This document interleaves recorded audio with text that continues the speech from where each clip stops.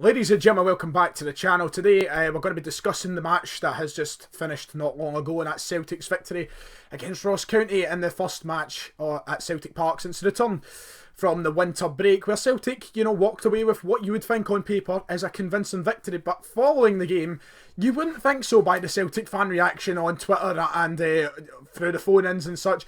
A lot of complaints piling in today, and as you can tell by my title, we're going to be discussing the kind of aftermath of this game and the kind of breakdown of what people have been saying, because it's not triggered me. I've just been quite annoyed. So I will get on to everything. We'll discuss what everybody's been complaining about. Now, briefly, my thoughts on the game was this. We got a convincing enough victory. We were 3-0. You look at that on paper, you think that's fantastic. Granted, I think the first half we didn't perform close to well enough. We were vulnerable. We looked kind of dodgy at the back. It didn't seem like we were the best team that we could potentially be with the players to our disposal. It seemed things were shaky, and we obviously reverted back to the normal plan of the 4-2-3-1 with the one man up front being Lee Griffiths. We didn't stick to that kind of 3-5-2 we've seen in the last couple of games. Siri just went off, that's why I turned away. But at the end of the day, we went into the end of the half 1-0 up, despite not looking great. It was through a penalty. But second half, we came out and we performed pretty well. Edouard came on, changed the game, added 2 goals to his tally for the season. And as you'd normally expect to, I walked away quite happy knowing that we'd won 3-0 and we'd extended our lead at the top until obviously we see the result tomorrow. I think I was reasonably pleased with what I had seen. Now, despite that, when I got into the car and I was driving home and I was listening to the Clyde One phone in, a lot of Celtic fans didn't seem to share the same sort of views as me. Now, I understand frustrations at points, right? There's a lot of times where tactically I feel like we are not set up in a way that is very pleasing to the eye, or it isn't as effective as what it should be with the players we have on the park. The quality that is there against teams like Ross County. There is times where I feel like there's room for a little moan or a complaint, but that's mostly when you get the games where you kind of scrape by. Like, I'd understand that last week where we only won 2-1 at Partick Thistle, but today we won 3-0. On paper, a 3-0 win means you should be, pretty much ecstatic. You got through and you've won the game by a good margin. But a lot of complaints piling in towards Neil Lennon and his choices today on the radio. The title of the video explains it all. I think we need to calm down for a minute. The story of this season so far, as we've seen, is it's going to be neck and neck. And what's going to make the difference is results like that. Goals matter, results matter, and we won 3-0.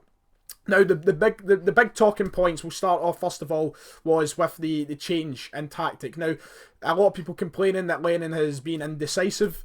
He can't make his mind up if he wants to play the 3-5-2, he wants to play the 4-2-3-1, playing the 2 men or 1 man up front. I think that what you have to remember going into this game is Edouard wasn't fully fit. I mean, there was doubts he would even come onto the park, but he did come on. I think that was needed to kind of change the dynamic of the game. I don't see how it is so much a bad thing that Neil Lennon is adapting to different sort of scenarios, different teams. If we've got, 2 tactics that the team can grow to and be useful with, that's nothing but a positive for me. I think that if we can play in different styles and still get goals and still get results, it's better than just having one thing that we stick to all the time. We've been found out in the past using the same tactic. And to kind of change it up now and then, I don't think it's that much of a negative unless it got to the point where we are scraping results. Today we didn't scrape it though.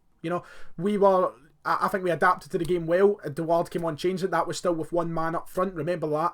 I think if we can grow to 2 tactics, that's nothing but a positive. The second main negative of the game was the first half performance. And yes, I'll admit I was quite disappointed at half time. Ross County, we let in too easily. We looked too dodgy at the back in the first half. We did. I'll admit to that. I'm not coming on and saying the game was perfect and 3-0 means everything's fine and we can walk away all hunky-dory.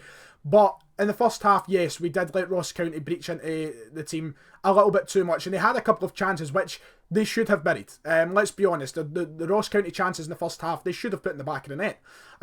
They should have been up maybe 2-0 at a point in the game. But you've got to remember at the same time, right, they put those chances wide. Celtic also had decent chances in the first half as well. It works both ways. Celtic fans who are calling up and having this sort of wee meltdown on the radio, which will come on as a point itself later in the video. If Celtic took their chances in the first half as well, we could have scored 2 or 3 goals. Those chances cleared off the line, the keeper made a terrific save, we put shots wide. Look, both teams had their chances, so to sit on one side and say, if Ross County put that in the back of the net, but if Celtic put theirs in the back of the net, it's about converting. You've got to get it into the goal. It's not about what goes wide, it's about what hits the back of the net. And Celtic could have equally had as many chances as what Ross County did to score in the first half. So I think to kind of have a meltdown about that and focus on how we let it be too easy. Yes, we need to buckle up at the back. We need to concentrate. We looked as though we were falling asleep at points in the first half. It wasn't a great first half performance. But to come out and say that when you completely ignore the Celtic chances as well is ludicrous. You know, both teams had their chances in the first half. And I think we just let those chances that Ross County could have scored, but didn't. We let those sort of overshadow everything, which we shouldn't be doing, because we did go into the end of the half 1-0 up. And also there's a couple of dodgy refereeing decisions as well, I thought, in the first half, which are completely getting overlooked as well, just because we let Ross County get through on goal a couple of times. So I think that's a point that we need to consider as well. And the third kind of point that people are sitting complaining about and moaning about is the fact that Neil Lennon has spent money on players like Greg Taylor and Patrick Kamara, and they're not getting a look in. Now, Johnny Hayes was a big talking point on the radio. People were complaining, saying he's not good enough, he's not a Celtic quality player, he's useless at left back, he causes too many problems. Why is Greg Taylor not starting over him? Now, I have been a big advocate of Johnny Hayes for a long time, as you know, on this channel. I think he works his arse off. I think he's got a terrific work ethic. Granted, he's not the greatest quality of player, but he works hard. And yes, he's bound to make mistakes. And probably, yes, Greg Taylor should be on ahead of him. But coming off the back of a 3-0 win, where he only, I thought, made 2 or 3 mistakes, which, yes, shouldn't have been made, but I think he was getting it a bit tight. And yes, there's a question there, why are we spending £3.5 million on these players just to watch them sit on the bench? Well, the question has to be asked to Neil Lennon, why is Greg Taylor not coming on? Why is Greg Taylor not getting a run of games to try and show he should be the starting left back, and why are we playing a left mid at left back? I think that's a question Neil Lennon has to answer himself, instead of us just jumping to everything and biting the head off Lennon. I want to see Taylor get into the team, I really do. I think at international level and at Kilmarnock he showed how good a player he can be, and probably should be the starting left back at Celtic. But there is a reason that Neil Lennon's picking Johnny Hayes, and I don't know what it is. None of us really know what it is. He's not came out and said. But getting on Johnny Hayes' back today after keeping a clean sheet in such a manner that was, you know, there's every right to criticise a player. I think I criticised Johnny Hayes today. I thought he didn't look great. I don't think he even looked good, but he's solid, did our job, kept a clean sheet. I think to get on his back as much as what Celtic fans have been over the past, you know, sort of 2 hours, is a bit harsh on the guy, considering we did walk away with a 3-0 win. And Patrick Kamara, you've got to remember, he's 1 week into a 4-year contract. Griffiths is off the back of scoring 2 goals this week. Edouard is Edouard.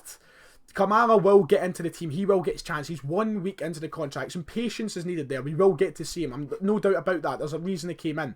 There's a reason that Neil Lennon has signed him for the club. So I think to kind of get on that, jump on that wagon of so much, you know, sort of aggression and anger towards it is a bit too soon for that. Let's see where Kamara's chances come and go over the next sort of, you know, 6 months, even to a year, because he's got a 4-year contract. There's going to be plenty of time for Kamara to come in. 1 week is reasonable for him to only play, you know, sort of 10 minutes of football in his first week, when we have 2 strikers who are scoring goals, 2 strikers of good quality as well, Edouard being exceptional quality. So I think we need to take a step back and look at today. Calm down. We won 3-0.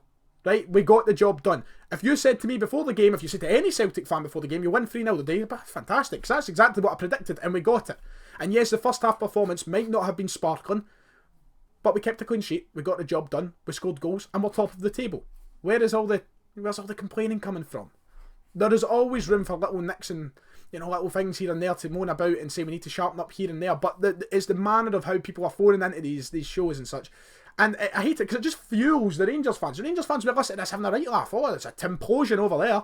They're only going to win the league. We've lowered it. 55 is on its way because there's people greeting on the radio. Absolute wallopers for fucking Easterhouse who are just, you know, they don't know what they're saying. That's not slagging Easterhouse because that's where I'm from. But, I mean, come on, right? Let's just calm down, take a step back and think about the fact that we won 3-0 today. That is a massive result for us in this season where it looks as though it's going to be neck and neck for a long, long time. So, I'm happy with it personally. I think it could have went any better, and the fact that is that in terms of results, you know, you weren't expecting anything more than a 3-0, I think, going into that, and to get it, I think, is all what we needed. Anyway, that is my views on the game. It's just kind of reacting to the aftermath of and the fallout of the game and people's reactions online and on the phone-ins. I think we're going to calm down, take a wee step back and enjoy the fact that we won today. Go and have a pint, lads. That's what I'm going to do. Anyway, if you've enjoyed, you know what to do. Like and subscribe. As always, it is appreciated. Thank you for the great support over the past couple of weeks. As I keep saying, I'm nothing but grateful. And let me know your thoughts of the game that has just passed there. Let me know your thoughts to my thoughts in this video. It all goes a long way, and hopefully we'll keep rolling out the content over the next week. Celtic got obviously another couple of fixtures in the works, and hopefully the results will keep rolling in, and hopefully the moaning goes down. Anyway, I'll see you all next time.